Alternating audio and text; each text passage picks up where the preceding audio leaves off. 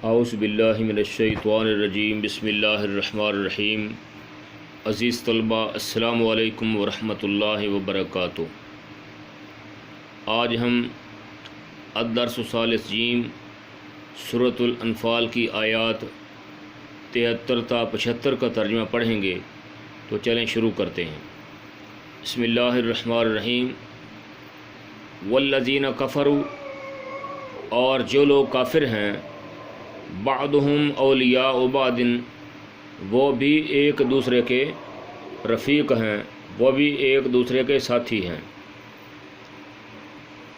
الا تفعلوہ، تو مومنو اگر تم یہ کام نہ کرو گے، یعنی جس تقسیم اور جس کام کا اللہ تعالی نے اوپر حکم دیا ہے، اگر تم یہ کام نہ کرو گے، تکن فتنۃ فی الارض، تو ملک میں فتنہ برپا ہو جائے گا، و فساد کبیر، اور بڑا فساد مچے گا۔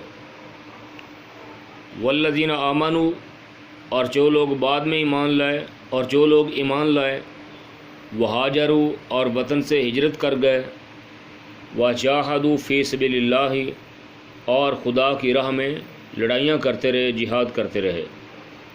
والذین آووا ونصروا، اور جنہوں نے ہجرت کرنے والوں کو جگہ دی اور ان کی مدد کی، اولئک ھم المؤمنون حقا، یہی لوگ سچے مسلمان ہیں۔ لہم مغفرۃ، ان کے لیے خدا کے ہاں بخشش ہے، ورزق کریم، اور عزت کی روزی ہے۔ والذین آمنوا من بعد، اور جو لوگ بعد میں ایمان لائے، وہاجروا، اور وطن سے ہجرت کر گئے، وجاہدوا معکم، اور تمہارے ساتھ ہو کر جہاد کرتے رہے، یعنی تمہارے ساتھ مل کر جہاد کرتے رہے۔ فاولئک منکم، وہ بھی تم ہی میں سے ہیں، یعنی وہ بھی تمہارے ہی ساتھی اور دوست ہیں۔ واولی الارحام، اور رشتہ دار، بعضهم اولی ببعض، ایک دوسرے کے زیادہ حقدار ہیں، فی کتاب اللہ، خدا کے حکم کی روح سے۔ یہ کس چیز کے زیادہ حقدار ہیں؟ مال وراثت کے، ایک دوسرے کے مال وراثت کے زیادہ حقدار ہیں۔ ان اللہ بکل شیء علیم، کچھ شک نہیں کہ خدا ہر چیز سے واقف ہے۔ عزیز طلبہ، یہ آخری جز میں، آیت کے آخری جز میں مال وراثت کا ذکر کیا گیا ہے۔ ابتدائے اسلام میں یہی تھا، مدینہ طیبہ میں،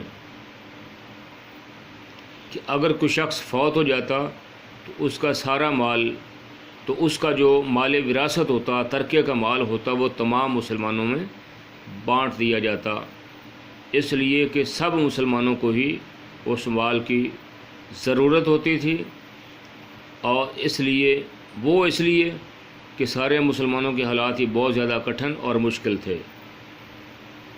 لیکن غزوہ بدر کے بعد مسلمانوں کو جب مال غنیمت ملا تو مسلمانوں کے حالات کافی بہتر بھی ہو گئے، اور ویسے بھی آہستہ آہستہ مسلمانوں کے حالات کافی بہتر ہو رہے تھے۔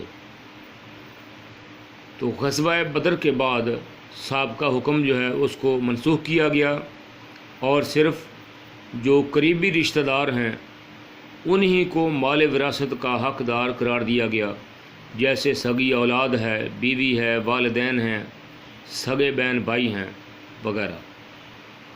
اس لیے سابقہ حکم منسوخ ہوا، اور فرمایا گیا کہ آئندہ سے مال وراثت کے حقدار وہی ہیں جو رشتہ دار ہیں، یعنی خونی رشتہ دار۔